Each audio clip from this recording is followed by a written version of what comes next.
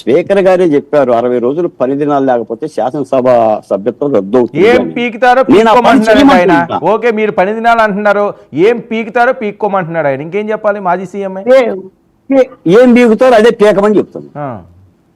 ఆయన అదే పీకమనే చెప్తున్నాడు. చెప్తున్నానండి. ఆయన దగ్గర ఏముంటే అది పీకండి. ఆయన చాలా కాన్ఫిడెంట్ గా ఉన్నారు కదా, ఎందుకు వచ్చింది ఆ కాన్ఫిడెన్స్ 8 నెలల్లో? ఇప్పుడు ఏముండే ఆయన నేను ఒక మాట చెప్పాను కదా గతంలో, జగన్మోహన్ రెడ్డి గారు ఓడిపోయానని ఆయన ఫీల్ అవుతుంది. పడ్డా గెలిచింది గట్టే చెప్తాను. మీకు గతంలో చెప్పా, చింతామణి నాటకంలో సుబ్బిచెట్టు అంటాడు, కొట్టింది ఎవరో గుర్తులేదు కానీ లేవదీసింది నన్నే అని. వాళ్ళు అంగీకరించరు. ఎందుకంటే ఒక నియంత్రణ స్వభావం కలిగిన వాళ్ళు ఓటమిని అంగీకరించరు. ప్రజాస్వామ్యంలో నిన్న కేజ్రీవాల్ ఉన్నాడు ఢిల్లీ, ఆయన గౌరవంగా అంగీకరించాడు ఓటమిని.